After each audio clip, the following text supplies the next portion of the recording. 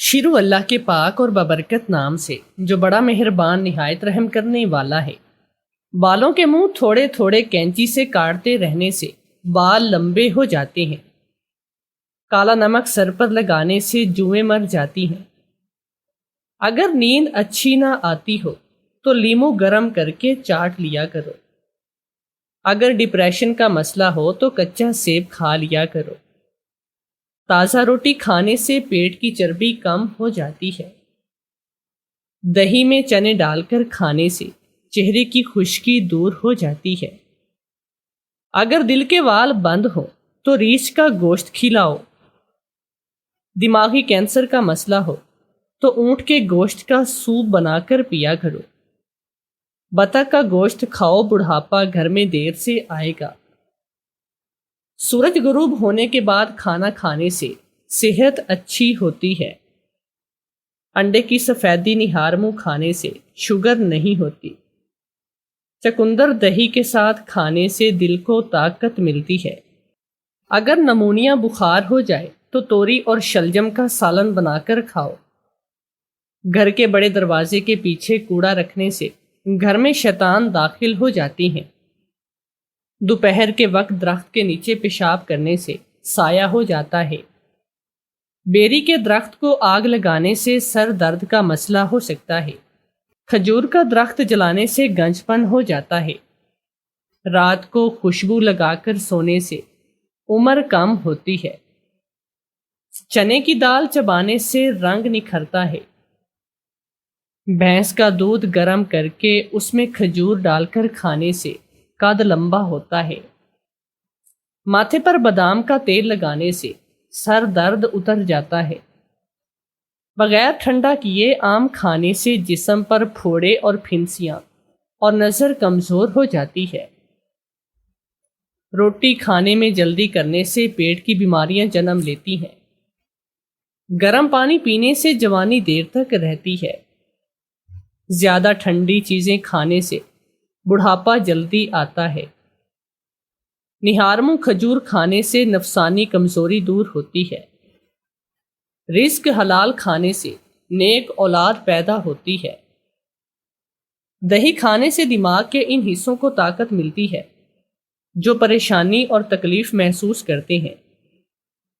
جس کو بھینگے پن کی شکایت ہو وہ آم کھایا کرے۔ حاملہ عورت اگر آخری مہینے میں مصری کے ساتھ دودھ کا استعمال کرتی رہے تو پیدا ہونے والے بچے کا رنگ شرطیہ طور پر گورا ہوتا ہے۔ آڑو کھانے سے منہ کی کڑواہٹ ختم ہو جاتی ہے۔ نیوٹن کے کچھ قوانین: جب کبھی بھی رانگ نمبر ڈائل ہو جائے تو کبھی مصروف نہیں ملتا، آزمائش شرط ہے۔ اگر آپ نے ایک سے زیادہ چیزیں ہاتھ میں اٹھا رکھی ہیں تو ہمیشہ قیمتی اور نازک چیز زمین پر گرے گی۔ کوئی بھی مشین یا چیز مرمت کرتے وقت جب آپ کے ہاتھ تیل یا گریس سے بھر جائیں تو فوراً ناک پر کھجلی ہونا شروع ہو جائے گی۔ دودھ ابالتے وقت آپ چاہیں جتنی دیر مرضی کھڑے رہیں، دودھ نہیں ابلے گا۔ 1 منٹ کے لیے ادھر ادھر ہو جائیں تو فوراً دودھ ابل کر گرے گا۔ پیٹ میں گیس کا مسئلہ ہو تو صبح کے وقت 5-7 دانے کلونجی کھایا کرو۔ تازہ دودھ سے چند روز چہرہ دھونے سے سامری رنگت ختم ہو جاتی ہے۔ زیادہ ذہنی دباؤ دل اور دماغ کو کمزور کرتا ہے۔ معدے کو ٹھنڈا کرنے والی غذائیں: معدے میں گرمی کا مسئلہ ہو تو ساگو دانے کی کھیر بنا کر کھاؤ۔ روز چند دانے کشمش کھانے کے معمول بنا لے۔ تخم ملنگا روز پانی میں ڈال کر پئیں۔ اسبگول کا چھلکا روز دودھ میں ڈال کر پئیں۔ روز کھانے سے پہلے 1 عدد کھیرا کھائیں۔ کھانے میں لوکی کی سبزی کا استعمال زیادہ کریں۔ بکری کا دودھ استعمال کریں۔ لسی کا استعمال زیادہ کریں۔ بھنے ہوئے چنے روز کھائیں۔ ستو کا شربت روز پئیں۔ جسم میں پانی کی کمی کی 10 علامات: پسینے کا نہ آنا، سر میں درد کا ہونا، وزن کا بڑھ جانا، بار بار قبض کا آنا، صحت کا خراب ہونا، پٹھوں میں درد ہونا، گہرا پیشاب آنا، ہونٹوں کا خشک ہو جانا، آنکھوں کا خشک ہونا اور جوڑوں میں درد ہونا۔ عورتوں کے ساتھ دوستی کرنے سے پہلے چند باتیں ذہن میں رکھیں۔ جو عورت تیز بولے وہ دولت کی لالچ، جو عورت آہستہ بات کرے وہ پیار کی بھوکی، جو عورت کم بولے وہ با اخلاق، جو عورت زیادہ سنورتی ہو وہ بھی بد اخلاق، جو عورت اللہ پر یقین رکھتی ہو اس کا چہرہ ہمیشہ نکھرا نکھرا ہوتا ہے۔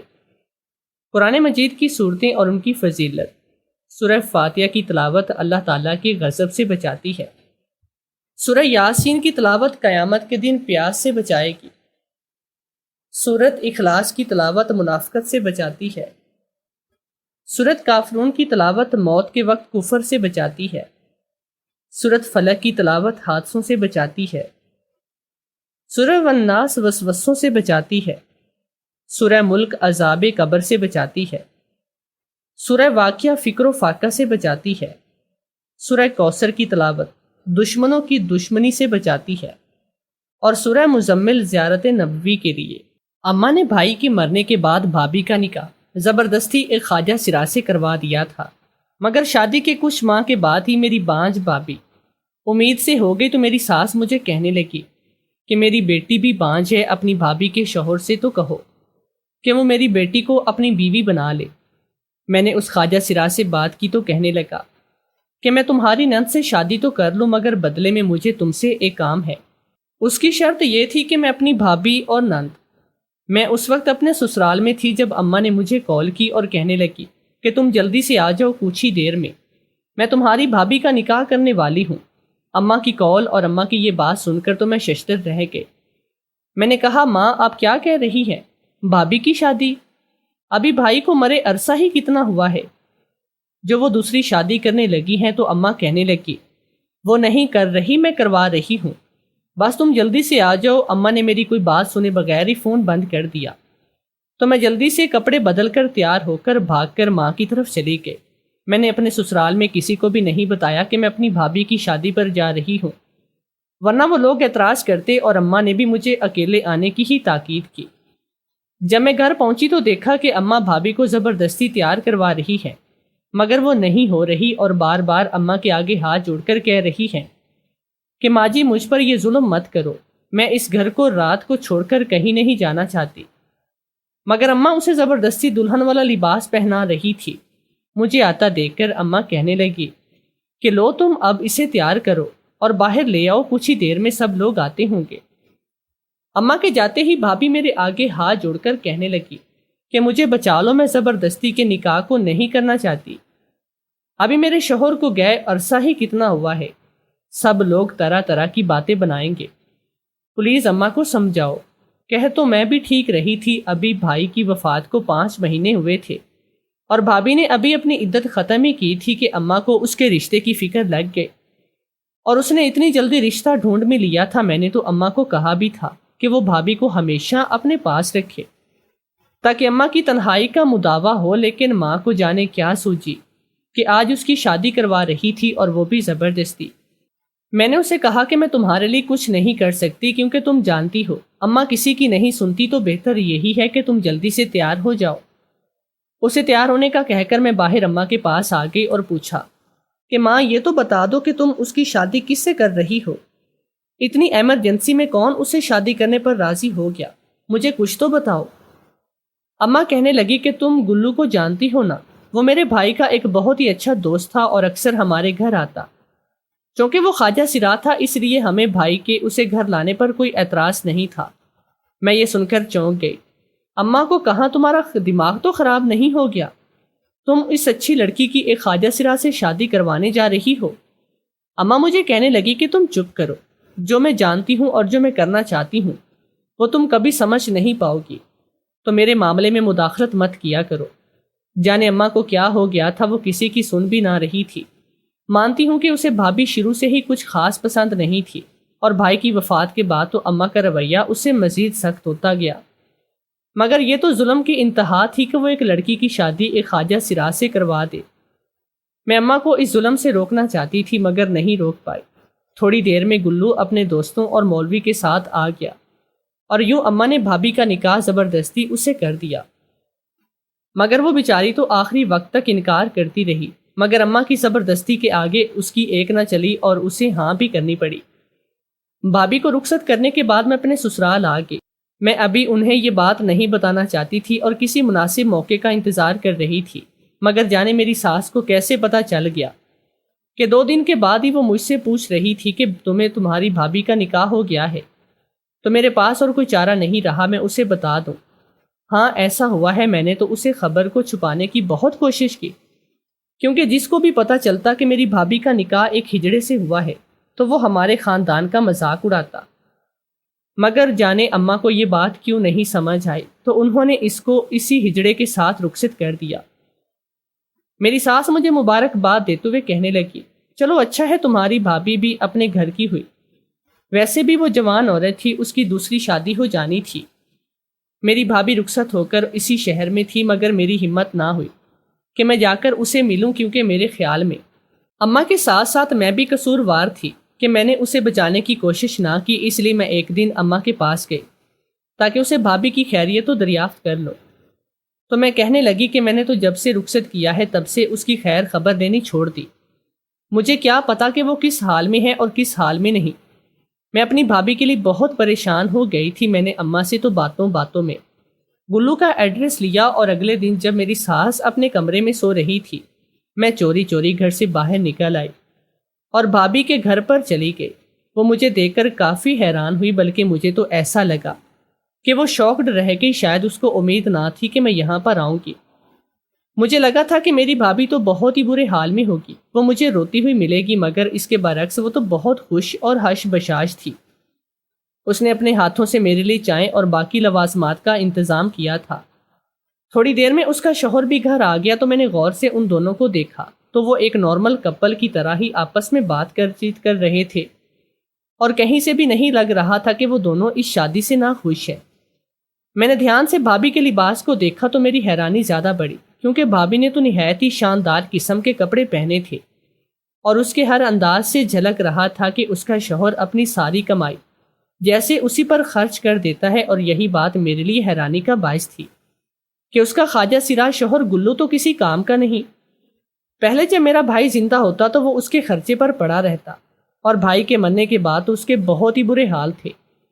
پھر ایک دم سے اس کی کہاں پر لاٹری لگ گئی جو اس نے بھابھی کو اتنے اچھے حال میں رکھا۔ میں کچھ دیر بیٹھ کر واپس اپنے سسرال میں آ گئی۔ مجھے بس ایک ہی تجسس سکھائی دے رہا تھا کہ میری بھابھی وہاں اس خواجہ سرا کے ساتھ اتنی خوش باش کیسے ہو سکتی ہے، جبکہ اس کے ساتھ نکاح کے حوالے سے زبردستی کی گئی۔ کچھ دنوں کے بعد میری ساس مجھے کہنے لگی کہ مجھے بھی اپنی بھابھی سے ملوانے لے جاؤ، تو میں اسے بھی اپنے ساتھ لے کر بھابھی کے گھر آئی۔ ابھی ہم سب باتیں ہی کر رہے تھے کہ اچانک بھابھی کی طبیعت خراب ہونے لگی اور وہ بھاگتی ہوئی واش روم میں چلی گئی۔ اس کے کہہ کرنے کی آواز باہر تک آ رہی تھی۔ میری ساس مسکراتے ہوئے مجھے کہنے لگی کہ مبارک ہو، یہ تو امید سے ہے، ایسا نہیں ہو سکتا۔ مجھے لگا جیسے اس کمرے کی چھت مجھ پر گر گئی ہو، ایسا کسی صورت ممکن ہو ہی نہیں سکتا تھا، کیونکہ میری بھابھی تو بانجھ تھی اور وہ اولاد پیدا کرنے کے قابل نہ تھی۔ میرے بھائی کے ساتھ اس کی شادی کو 5 سال گزر چکے تھے، اور ان 5 سالوں میں وہ دونوں ہی اولاد کے لیے ترستے رہے تھے، اور اماں نے تو صاف صاف کہہ دیا تھا بھابھی بانجھ ہے اس لیے اولاد پیدا نہیں کر سکتی۔ اماں اکثر بھائی کو دوسری شادی کا بھی مشورہ دیتی، لیکن چونکہ اس نے یہ شادی اپنی پسند سے کی لہٰذا وہ اپنی بیوی کو چھوڑنے پر تیار نہیں تھا، اور جب اس کے علاج پر بات آتی وہ کہتا کہ میں اور میری بیوی بچہ اڈاپٹ کر کے ہنسی خوشی زندگی گزار لیں گے۔ اگر میری بھابھی بچہ پیدا نہیں کر سکتی تھی تو اب یہ کیسے سب ممکن تھا؟ وہ پریگننٹ کیسے ہو سکتی ہے؟ میں اور میری ساس بھابھی کو ہسپتال لے آئے، ڈاکٹر سے چیک اپ کروایا تو میری ساس کا خدشہ درست ثابت ہوا۔ میری بھابھی تو واقعی میں امید سے تھی۔ کچھ ہی دیر میں اس کا شوہر بھی وہاں پر آ گیا۔ میری ساس تو گلو کو دیکھتے ہی رہ گئی، جس نے اپنے آپ کو اتنا بدل لیا تھا کہ کوئی اسے دیکھ کر یہ نہیں کہہ سکتا تھا کہ یہ ایک خواجہ سرا ہے۔ اس نے اپنے آپ کو ایک مکمل مرد کے روپ میں ڈھالا ہوا تھا، اور میری ساس اسے دیکھ کر دل پکڑے ہوئے تھی۔ میں جانتی تھی کہ اس پل اسے اپنی بیٹیاں یاد آ رہی ہوں گی، کیونکہ میری 2 نندیں ابھی گھر پر تھی اور دونوں کی عمر مجھ سے زیادہ ہو گئے، اس لیے اب ان کے رشتے نہیں آتے تھے۔ ایک کو تو اس کا شوہر بانجھ کہہ کر طلاق دے کر چھوڑ گیا تھا، اور دوسری ابھی کنواری تھی۔ اس پل جیسے اسے میری بھابھی سے حسد محسوس ہو رہا تھا کہ وہ دوسری جگہ شادی کرنے کے باوجود اتنی ہنسی خوشی زندگی گزار رہی ہے، اور اس کی بیٹی ابھی تک گھر میں بیٹھی ہے۔ میں اس کے جذبات سمجھ رہی تھی، اس لیے اسے لے کر گھر واپس آ گئی۔ 2-3 دن گزرے تھے کہ میری ساس نے ایک دن مجھ سے عجیب سی فرمائش کر دی اور کہنے لگی، تمہاری بھابھی کی جس سے شادی ہوئی ہے اسے بولے کہ وہ دوسری شادی میری بیٹی سے کر لے۔ میں یہ سن کر چونک گئی اور کہا، یہ کیسے ہو سکتا ہے کہ وہ آپ کی بیٹی سے بھی شادی کرے؟ تو میری ساس کہنے لگی کہ میں جانتی ہوں تمہاری بھابھی بانجھ تھی، اور اب وہ امید سے ہے تو اپنی نند کا بھی تو سوچو، وہ بھی بانجھ ہے۔ اگر وہ اس مرد سے شادی کرے گی تو اس کو بھی اولاد کی خوشی مل جائے گی اور اس کا گھر بھی بس جائے گا۔ تم اسے بات تو کر کے دیکھو۔ میں خود بھی یہی چاہتی تھی کہ میری نند سے میری جان چھوٹ جائے اور اس گھر پر میں ہی راج کروں، اس لیے میں نے سوچا کہ بات کر کے دیکھ لیتی ہوں۔ بات کرنے میں آخر کیا حرج ہے؟ اگلے دن میں نے گلو کو فون کر کے باہر ملنے کے لیے بلوایا اور اس کے سامنے اپنی ساس کی بات رکھی۔ مجھے لگا تھا کہ وہ سنتے ہی انکار کرے گا اور کہے گا کہ میری بیوی اور بچہ ہے تو میں دوسری شادی کیوں کروں، مگر میری حیرت کی انتہا نہ رہی جب وہ ہنستے ہوئے کہنے لگا کہ میں تمہاری نند سے شادی تو کر لوں گا، مگر میری بھی 1-2 شرط ہے جو تمہیں ماننا ہوں گی۔ میں الجھ کر رہ گئی کہ اس کی شادی میں بھلا میرا کیا مفاد اور میں اس کی شرط کیوں مانوں۔ میں غصے میں وہاں سے اٹھ کر آنے ہی لگی تھی کہ اس کی اگلی بات نے میرے قدم جکڑ لیے۔ وہ کہنے لگا کہ اس شرط کو ماننے سے تمہارا بھی فائدہ ہو سکتا ہے اگر تم تھوڑی دیر رک کر میری بات سن لو۔ میں نے کہا، ٹھیک ہے، مجھے بتاؤ کہ تمہاری کیا شرط ہے۔ کہنے لگا کہ پہلی شرط تو یہی ہے کہ تم اپنی بھابھی یعنی کہ میری پہلی بیوی کو اس شادی کے بارے میں نہیں بتاؤ گی، اور دوسری شرط کہ میں تمہیں کچھ عرصے بعد بتاؤں گا اور تمہیں وہ ہر حال میں ماننا ہوگی، چاہے جو بھی ہو جائے تمہیں میری بات کو ماننا ہوگا۔ میں نے کہا، ٹھیک ہے، میں اپنی بھابھی کو نہیں بتاؤں گی، لیکن اس شادی میں بھلا میرا کیا مفاد، مجھے کیا ملے گا؟ وہ ہنستے ہوئے کہنے لگا، سب سے پہلے تو تمہیں اپنی نظر سے نجات ملے گی، اور پھر میں تمہیں 2 تولے سونا بھی دوں گا، اور وہ بھی صرف اس لیے کہ کل کو تم میری دوسری شرط ماننے سے انکار نہ کرو۔ 2 تولے سونے کا سن کر میں لالچ میں آئی اور سوچا کہ ہاں کہہ دیتی ہوں، اسی بہانے میری نند گھر سے چلی جائے گی اور میرے پاس سونا بھی آئے گا۔ میں نے حامی بھر لی۔ گھر آ کر میں نے اپنی ساس کو کہا کہ وہ تو شادی کے لیے مان ہی نہیں رہا تھا، لیکن میں آپ کی خاطر اسے منا لائی، اور یہ کام میں نے بہت مشکل سے انجام دیا ہے، لیکن آپ کو اب وعدہ کرنا ہوگا کہ جب تک شادی نہیں ہوگی میری بھابھی کو اس بات کی بھنک بھی نہیں پڑنی چاہیے کہ اس کا شوہر دوسری شادی کر رہا ہے۔ ساس تو یہی سن کر خوش ہو گئے۔ ٹھیک ہے، اس کی بیٹی کا دوبارہ سے گھر بسنے جا رہا تھا۔ اس نے جلدی سے کہا کہ تم جیسا کہو گی میں ویسا کروں گی، میں تو بس یہ چاہتی ہوں کہ میری بیٹی کا گھر بس جائے اور اس کے گھر میں بھی اولاد ہو جائے۔ تمہیں پتہ ہے نا کہ اسے بچے کتنے پسند ہیں۔ میں نے پہلے سوچا کہ میں اپنی اماں کو اس راز میں شامل کر لیتی ہوں، مگر پھر گلو نے مجھے منع کر دیا کہ ابھی انہیں بھی اس بارے میں مت بتاؤ، جب شادی ہوگی پھر دیکھ لیں گے۔ تو میں نے سوچا کہ کیا تو وہ ٹھیک رہا ہے، کیا پتا ماں اس شادی کی رات میں رکاوٹ بن جاتی۔ ایک بات مجھے سمجھ میں نہیں آ رہی تھی کہ گلو دوسری شادی پر آخر مانا کیوں، اور جو سب سے بڑا راز وہ یہ تھا کہ وہ تو ایک خواجہ سرا تھا، پھر بھابھی کیسے حاملہ ہو سکتی ہے؟ ان 2 سوالات کو لے کر میں کچھ مشکوک تھی، لیکن 2 تولے سونے کا لالچ مجھے کچھ سوچنے اور سمجھنے کی ضرورت محسوس نہ کروانے دی۔ مجھے یہ بھی خیال آ رہا تھا کہ وہ ایسی دوسری شرط کون سی رکھے گا جس سے مجھے ہر حال میں پورا کرنا تھا۔ میں نے شادی کی تاریخ 1 ماہ کے بعد رکھنے کی تجویز کی، کیونکہ میں چاہتی تھی کہ اس 1 ماہ میں گلو کے راز تک پہنچ جاؤں۔ کچھ دنوں کے بعد مجھے اماں کی یاد آئی تو میں اس سے ملنے بغیر گھر پہنچ گئی، مگر جیسے ہی میں چابی لگا کر اندر داخل ہوئی تو مجھے اندر سے باتیں کرنے کی آواز سنائی دی۔ میں نے چوری چھپے بیٹھک میں جھانک کر دیکھا تو وہاں پر بھابھی بیٹھی ہوئی تھی۔ وہ اور ماں آپس میں بڑے خوشگوار موڈ میں باتیں کر رہی تھی، اور انہیں دیکھ کر ایسا نہیں لگ رہا تھا کہ جیسے ان میں کوئی ناراضگی ہے، حالانکہ جس طرح امی نے بھابھی کے ساتھ زبردستی کی تھی، بھابھی کو تو مڑ کے اماں کی شکل بھی دیکھنا نہیں چاہیے تھی، مگر وہ یہاں پر بیٹھی اس سے ہنس کر باتیں کر رہی تھی۔ آخر یہ کیا چکر تھا؟ میں وہیں رک کر ان دونوں کی باتیں سننے لگی، اور میں حیران تھی جب اماں نے بھابھی سے پوچھا کہ تمہارا شوہر تمہارے قابو میں تو ہے نا؟ تو ہنستے ہوئے کہنے لگی کہ ایسا ویسا، وہ تو میرے بغیر سانس بھی نہیں لیتا، اور اب تو اپنے بچے کی وجہ سے اس نے مجھے ہتھیلی کا چھالا بنا کر رکھ لیا ہے۔ اماں سے کہنے لگی کہ تم نے کوشش کرنی ہے، جس مقصد کے لیے میں نے تمہاری اس سے شادی کی وہ جلدی حاصل کر لو۔ بھابھی کہنے لگی کہ آپ فکر نہ کریں، بہت جلد میں کامیاب ہو جاؤں گی۔ یہ سب سن کر تو میرے کانوں سے دھواں نکلنے لگا۔ یہ سب کیا ہو رہا تھا؟ مجھے تو لگا تھا کہ بھابھی نے اماں کی وجہ سے شادی کی اور اماں نے اس کے ساتھ زبردستی کیا ہے، تو وہ کیا یہ سب جھوٹ تھا؟ اور شادی والے دن دونوں نے ڈرامہ کیا تھا اور اماں کس مقصد کی بات کر رہی تھی؟ میں چکرا کر رہ گئی کہ سچ کیا تھا اور جھوٹ کیا تھا۔ میں وہیں سے دبے قدموں واپس پلٹ آئی اور اپنے گھر میں آ گئی۔ اماں اور بھابھی مل کر گلو کے ساتھ گیم کھیلنے کی کوشش کر رہے تھے اور وہ ان سے اپنی دوسری شادی چھپا کر ان کے ساتھ کھیل رہا تھا۔ یہ سمجھ میں نہیں آ رہا تھا کہ ہو کیا رہا ہے۔ میں 2 دنوں کے بعد اپنی بھابھی کی طرف گئی تاکہ باتوں باتوں میں معلوم کر سکوں کہ کیا اسے اپنے شوہر کی دوسری شادی کی خبر ہے بھی یا نہیں۔ وہ ابھی تک لا علم ہے اور یہ جان کر مجھے تسلی ہوئی کہ اس بارے میں ابھی کچھ بھی نہیں پتا۔ میں نے اسے پوچھا کہ بھابھی، ہم دونوں کو تو یہی لگتا تھا کہ یہ گلو ایک خواجہ سرا ہے، تو پھر آپ امید سے کیسے ہو گئے؟ مجھے تو یہ بات نہیں سمجھ آ رہی۔ بھابھی کہنے لگی، ہم سب کو غلط لگتا ہے، ایسا کچھ بھی نہیں، وہ ایک مکمل مرد ہے، تمہارے بھائی نے جان بوجھ کر جھوٹ بولا تھا۔ میں نے سوچا کہ چلو ایک بات تو کنفرم کہ وہ ہجڑا نہیں، اور اب مجھے اس راز کا پتہ کرنا تھا کہ وہ دوسری شادی کیوں کرنے پر تلا ہے۔ اس کے ساتھ ساتھ مجھے یہ بھی معلوم کرنا تھا کہ اماں بھابھی کے دماغوں میں کیا چل رہا تھا اور ان کی کیا پلاننگ تھی۔ میں نے بہت کوشش کی کہ اس راز تک پہنچ سکوں، مگر اتنے دنوں کی کوشش کے باوجود مجھے کچھ علم نہ ہو سکا۔ شادی کی تاریخ بھی قریب آ گئی اور اس نے اپنے وعدے کے مطابق مجھے 2 تولہ سونا بھی دے دیا۔ اب سارے راز معلوم کرنے کا صرف ایک ہی طریقہ تھا اور مجھے اس پر عمل کرنا تھا۔ میں نے وہی کیا جو میں چاہ رہی تھی۔ عین نکاح سے آدھا گھنٹہ قبل میں نے امی اور بھابھی کو ایک انجان نمبر سے میسج بھیج کر بتا دیا کہ گلو دوسری شادی کر رہا ہے۔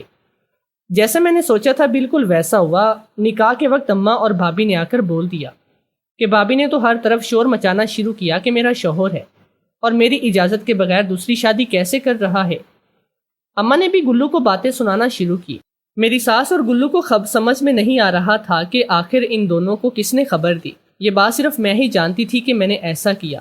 اچانک گلو نے اونچی آواز میں بس کہہ کر سب کو خاموش کیا۔ اپنی بیوی کو کہنے لگا کہ میں نے تم سے کوئی دھوکہ نہیں کیا، دھوکے سے تو تم میری زندگی میں شامل ہوئی تھی۔ میں تمہاری اور تمہاری ساس کے سارے پلاننگ بڑے عرصے سے جان گیا تھا۔ میں صرف اپنے بچے کی وجہ سے خاموش ہوں۔ تم لوگ میری نرمی کا ناجائز فائدہ مت اٹھاؤ۔ ہاں، میں کر رہا ہوں دوسری شادی۔ اگر میں اس لڑکی سے نہیں کرتا تو میں کسی اور سے کر لیتا، کیونکہ میں تمہیں تمہارے دھوکے کی سزا دینا چاہتا تھا۔ میں دنگ رہ گئی اور پوچھا کیسا دھوکا؟ اس بارے میں مجھے نہیں علم۔